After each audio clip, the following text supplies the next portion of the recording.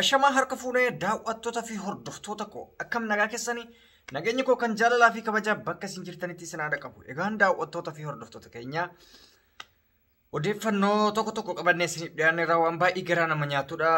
Hamma dhuma xumura qophii keenyatti nu waliin turaan affeerraa keenya namoonni YouTube chaanaalii keenyaaf haaraa taatan subscribe gochuun qophiilee garagaraa akkasumas immoo odeeffannoo fi diraamaa adda addaa qabannee isiniif dhufna jechuudha. Egaan odeeffannoo nanarra qabu akkuma beekamu guyyaa kaleessa galgala haati manaa obbo Baqqalaa Garbaa dhukkubsachuu hidhamtoota siyaasaa mana hidhaa keessatti dararaa cimaan irra gahaa jiru ibsa bal'aa OMN waliin goote akkasumas immoo ganama kana odeeffannoo babal'aa qabannee jechuudha. Jara keenna nuti Oromoon maalirra akka jirruuf maalirra akka turrellee of beeyne walitti simaa turre. Ajandaan hambaa kun nun baasu lakkii hayyoota kee eeggadhu hayyoota kee qoodhu gaafadhu gaafa jennu maal rakkatee hunduu kun tippellee fi jala fiiga kun bilchiginna jala fiiga hayyoonni Oromoo kan Oromoof Oromummaadhaaf jecha mana hidhaa keessatti dararamaa jiru dhibeen achi keessatti isaan fixa jechuudha. Jarana Jawaar Mohammad hin dhukkubsata. Baqqalaa Garbaa hin dhukkubsata. Hamzaa Booranaa dhibee sukkaaraatiin dhukkubsata. Warra mana hidhaa jiran san keessaa nama muraasa malee hundi isaaniitu hin dhukkubsata jechuudha. Mana yaalaa dhoorgatan, doktora dhoorgatan, waa tokko dararaa cimaa argaa jiran. Nuti immoo isaan quban qabnu. Isaan nuuf jecha har'a achi keessatti dararaa argaa jiranii nuti immoo waa'ee isaanii qubumaan qabnu jechuudha. Dhabaa jirra osoo nu akka xiyyinu dhabaa jirra. Ani samoona gaafa lola amma Tigraay fi mootummaa jidduutti adeemsifamus maal jechaa ture waan biraatii miti. Hayyoota keenya haa eeggannu Finfinneewwan akkanaa balaan akkanaa dhaqabe hayyoota keenya jedha. Maaliif jedha? Jiraachuu isaanii waan barbaannuuf hayyoonni keenya garuu warri biyya alaa jirtan kuni waa'ee isaanii inuma irraanfattanii kaatanii kaleessa isaan dhibaman jennaan hundi isaaniitu ganaa aandi jedhe ajandaa godhate girisee asii yaa'e. Kan dura eessa akka isaan bu'an dhabne erga ajandaa hambaa jala fiigu erga televezyiinii Tigree fi maalii oduu Tigree tana sheer gochuu erga waan mootummaa qeequu namni takka waa'ee hayyoota takkaa dubbataan turre. Har'a garuu kaleessa haati manaa obbo Baqqalaa Garbaa dhibamuu isaanii miidiyaa irratti as gabaasanii jennaan hundi isaaniitu har'a Jawaarii yaadatan. Kunis har'a Baqqalaa yaadata. Har'as borus jechuudha. Osoo afaan bantu miidiyaa kanarraa hundi keetuyyuu hayyoota kee dhabaa jirta. Hedduu na dhibeen dhugaa rabbiititti gaafa jara laalee jedhu namni biraa qabsaa'uun akka hin barbaachifne namatti mul'ataana. Maaliif isiniin jedhe? Har'a jarri maqaa keenyaaf nu jiraachisuudhaaf jecha biddeena gaarii gadhiisanii mana hidhaa san keessatti tortoran. Nuti har'aa sumarra deennatti niin qoosna. Ka biraa akkamitti dhufee nuu qabsaa? Na dhibee dhugaa rabbiititti mootummaan manni murtii yaala akka isaan argatan ajajee jira. Biyya doktora barbaadaniin bakka barbaadaniin seeraan hordofamanii akka yaalaman himee jira. Garuu poolisiin gadhiisuu diddee obbo Baqqalaa Garbaa miilli isaanii dhidhiitee socho'uu hin danda'u. Mucaa isaaniitti haadha manaa isaaniitti akkasumas haadha Jawaarii fi namoota waahillan isaa mana hidhaa deemanii gaafa gaafatan itti gadi ba'uu didan. Itti gadi ba'uu didan inuma dhufuu didan nyaata lagatan. Waan jarri jette sanitti maara reediin ofii dhaqeen gaafanne waan haati manaa obbo Baqqalaa Garbaa fi ilmi isaa Saamu'eel Baqqalaatu dubbataa ture jechuudha. Saamu'eel Baqqalaa Garbaa. Achi booda dhuma irratti didanii achi jarris achi deemuu didda jarris gadi ba'uu diddee dhuma irratti Shamsaddiin Xahaa gadi ba'ee haala hamaa keessa akka jiran mootummaan dararaa achi keessatti adeemsisaa jiru itti himee jechuudha. Jarri mana tokkotti hidhamanii gadi ba'ee obbo Baqqalaa Garbaa miilli isaanii dhiita'ee waa tokko socho'uu hin danda'ani jedheeni. Obbo Jawaar Mohammad baay'ee dhukkubsatee yaala barbaada socho'uu hin danda'u. Hamzaa Booranaa dhibee sukkaaraa qaba aara irraa haala humnaa olitti itti galee jira jedhee mucaan takka takkaan itti himee nyaata osoo hin fudhatin daqiiqaa takka taasee ol deebi'e akka aadde annoon himtutti haati manaa obbo Baqqalaa Garbaa himtutti. Sadarkaa kanarra jira. Sadarkaa salphina har'a nuti irra jirru kana irraanfannee holola diinaa tiippillee fakkas goote maalii jette baay'ee nama dhibdan.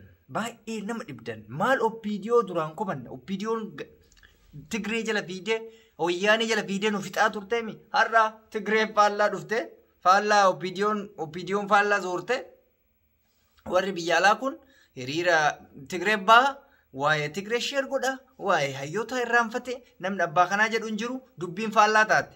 Maal oppiidiyoo komataa turre? Anama mataa kiyya dhaabadhee isinitti hima. Oppiidiyoon komadhu. Har'a nuti sanirra jirra waan ta'eef egaa Alagaa jala fiigaa jirra. Alagaan alagamu.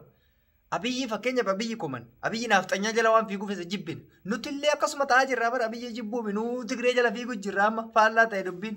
Dubbiin faallaa ta'e. Sunis diina jala fiigaa nullee diina jala fiinaan nulachiinu tamakka walitti taane. Kamtu akka sirrii jiru adda baafachuu dadhabeen. Dhugaadha. Abiyyi wanni isa jibbineef wanni isa akka udaanitti nu jibbisiiseef waan inni naafxanyaa jala fiiguuf sirna naafxanyaa waan deebisuu barbaaduuf sirritti sirna naafxanyaa deebisuu nutis warri morminu Tigree jala fiina waa'ee Tigree sheergoona sirna Tigree deebisuu barbaanna wayyaane aangorra deebisuu barbaanna akkasumas yoo sobe abbaan barbaade deemiti miidiyaa jala laale warra atayyoota jettuun warra ati maali jettu warra ati kophee kamtii qabu hundi isaaniitu waa'ee Tigree jala fiiga kun soba haalamuu hin qabnedha.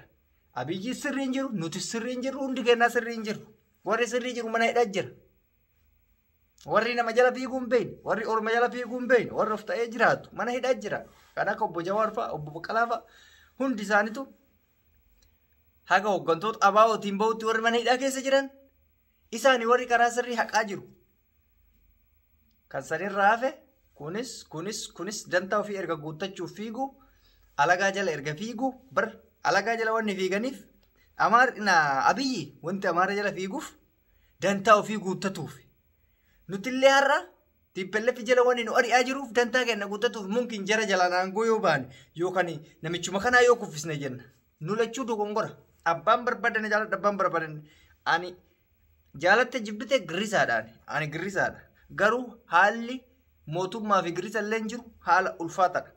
Hayyoota keenya irraanfannee jirra jechuu barbaadetu wanni kana hunda kaaseef maalinni wanni dubbii kana hunda qotuu na barbaachiseef nuti hayyoota keenya irraanfannee alagaa jala fiigaa jirra jechuu barbaadeti.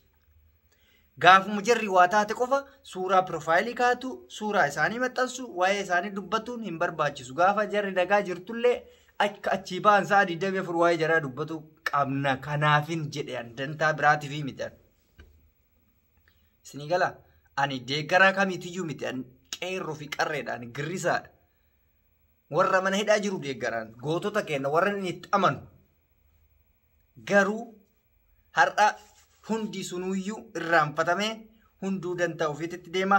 Jara keenya haasirroof dhaamsa kootii gaafa waa dhufe qofa immooshin yookaan fedha keessa gallee iyyuu osoo hin ta'in lafuma jala warra akka Jaafar Yuusuf argitanii jirtanii hayyoonni keenyallee dararaa argaa jirtan gurruma keessaniin dhageessanii lafaa kaanee hin uumne hayyoota keessan fala itti barbaadadha.